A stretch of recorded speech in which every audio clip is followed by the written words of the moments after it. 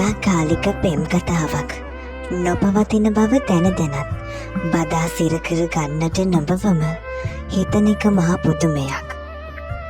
මුදා අත්හැර ගත්තෙමිමා සිතා ගත් හැම වාරයක් වඩා පෙමකින් ඇත්තෙමි දැනෙන්නෑ වෙන් වන බවක්. ඉතින් කෙලෙස ආදරය නොකර ඉන්නද?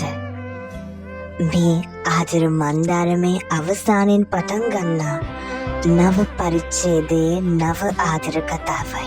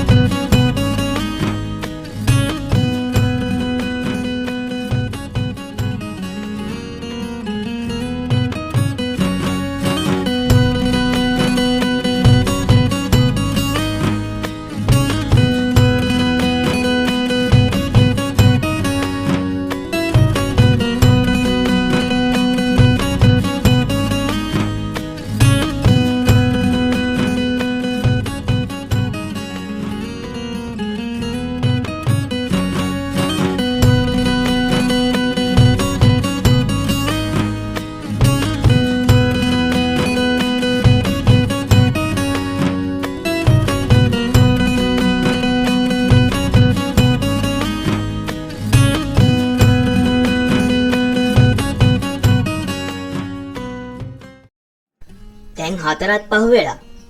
ලොකු තාම ආයේ නෑ නේද? අදි ඔයා කෝල් කරාද? මං කෝල් කරා තිසඳ ෆෝන් ආන්සර් කරේ නෑ. එයා දැන් ගොඩක් වෙනස්. අම්මා වගේම නැත්තයි ඉතින්. අම්මි, ඔයා තාත්තට අරක ගැන කිව්වද? අදි මොකක් ගැනද මේ දෝනි කියන්නේ? අනේ දෝනි තාත්ති ආව විතරයිනේ. මං කියන්නම් තව ටිකකින්. හොඳ ළමයා වගේ ගිහින් පාඩම් කරන්න. විභාගෙට ළඟයි නේද? මේ පාර නම් ඔයා නිශාරට අඩිය ලකුණු අරගෙන මට පෙන්නන්න ඕනේ. පන්තියේ පළවෙනියා වෙලා. හරි අම්මි, කමක් නෑ. මං කාමරේට ගිහලා පාඩම් කරන්නම්කෝ. අදිති මොකක් ගැනද ඔය දෝනි කියන්නේ? නැහැනේ. ක්ලාස් එකේ ළමයි ටික ට්‍රිප් එකක් යනවලු. ජයවර්ධනපුර කැම්පස් එක බලන්න. මෙයාටත් යන්න ඕනේ කියන්නේ. ඉතින් මම කිව්වා තාත්තයාම අහලා බලලා කැමති දෙයක් කරගන්න කියලා. මට ඉතින් ඔයාලට තනියෙන් උත්තර දෙන්න බෑනේ. මම නෙවෙයිනේ මේ ගෙදර ගෘහමූලිකයා. සාමාන්‍යයෙන් ඔය වගේ ප්‍රශ්නවලදී ඔයා මේ ගෙදර ගෘහමූලිකයනේ. එහෙමද? කවදද යනවා කියන්නේ? යනවා කිව්වේ මේ මාසේ 23 වෙනිදා. ඔයා ඉතින් කැමති දෙයක් බලලා ඒ ළමයට කියන්න යනවද නැද්ද කියලා. බලමුකෝ අදී. තව දවස් තියෙනවනේ ඉතින්. මං යනවා මට හරි මහන්සියි අදිති. ඔෆිස් එකේ වැඩත් වැඩි. මේ කෝප්පේ හොයලා ඔයා ඉතින් මහන්සියට හාන්සි වෙලා ඉන්න. ගෙදර අනිත් එකී කොහෙද දන්නේ. හවසුත් වෙලා. ඉන්න බලන්න මම නිසෙදිට කෝල් එකක් ගන්න. මේ කෙල්ල කවදාවත් කියන දෙයක් අහන්නේ. ආන්සර් කරන්නෙත් නෑ. මොනවා වෙලාද මන්ද මේ කෙල්ලට? මම දන්නවද ඉති ගන්න ඕනේ කාටද කියලා. චුට්ටක් කොහොම ඉන්නකෝ.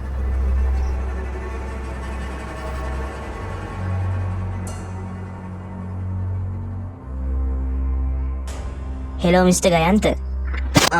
කියන්න මිස්ටර් සිසුද? මේ මං වාට කවදාත් ගණිතේ කෝල් එකක් නෙවෙයි. අද ඉති දන්නවනම් මට කීයටවත් මේ කෝල් එක ගන්න ඉඩ දෙන්නේ නෑ. මේ මං කැමති නෑ ඔය වටෙන් එනවට. කෙලින් කියන්න කෝල් කරපු හේතුව මට තව වැඩ තියෙනවා. නිසන්දි ඔයාට කතා කරාද? එයා ෆෝන් එක ආන්සර් කරන්නේ. ඔයාටවත් කෝල් කරාද කියලා බලන්නේ මං ගත්තේ. අනේ ඔය තිසඳ තෝනටත් මාත් එක්ක කතා කරන්න එපා කියලා ඉතින් තමුසෙලානේ. ඉතින් කොහොමද ළමයි මාත් එක්ක කතා කරන්නේ? අනිත් එක නිසද යන තැන් කොහොමද මම දැනගන්නේ? දෝනි මට කතා කරේ නෑ. අනිත් එක දෝනි ෆෝන් ආන්සර් කරන්නේ නැහැ කියලා මම මොනවා කරන්නද? ඕකට මට අරන් හරිනවද? තමුන් එළමගේ අම තාත්තා අනිත් එක මාව දොන්ට ආශ්‍රය කරන්න පාකුවේ තමුසෙලමනේ. මේ තිසඳ මට වෙලා නැහැ මම තියෙනවා. ආට අමතකුණත් අද දවස නිසනිතයි මටයි අමතක වෙන්නේ. මං දන්නවා දොන්නේ තැන. සුම්වෙච්ච හදගස්ම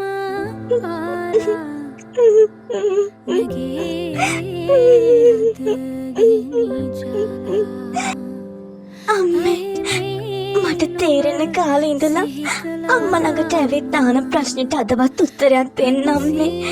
හැමදාම තාත්තෙත් එක්ක ක්ලිනික් ගියේ ඔයා. ඇයි එදා තනියම හොස්පිටල් ගියේ අම්මේ? ඔයා එහෙම නොකියනම් ඔයාට කිසිම දෙයක් වෙන්නේ නැහැ මගේ රත්තරන් අම්මේ.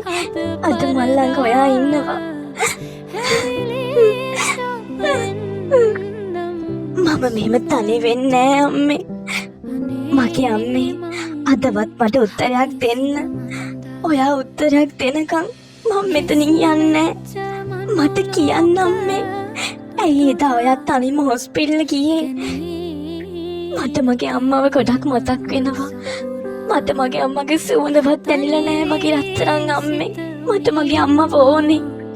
දෙවෙක්ට සෑහෙන්න තමන්ගේ අම්ම නැති අඩුව දැනෙනවා. මොකද දෙවෙක්ට ඕනේ හොඳ අම්ම කෙනෙක්. අම්ම කෙනෙක්ගේ ආදරේ. මගේ අම්මා මොන තරම් ලස්සනයිද අම්මේ. ඔයා වගේ පින්වන්ත ගෑණියෙක්ට මේ වගේ දෙයක් උනේ කොහොමද?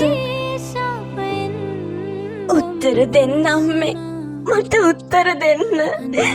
මට උත්තර දෙන්න. දෝනි අනේ මාමේ. අම්මා මට උත්තර දෙන්නේ නැහැ.